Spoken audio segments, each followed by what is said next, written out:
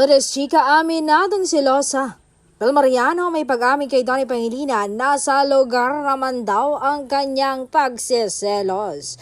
Bumuhos ang kilig mula sa milyong-milyong fans around the world matapos ang tapat na pag-amin ng nag-iisang new gen phenomenal actress na si Bel Mariano tungkol sa kanyang nararamdaman sa vlog nga ni Miss Ivana Alawi.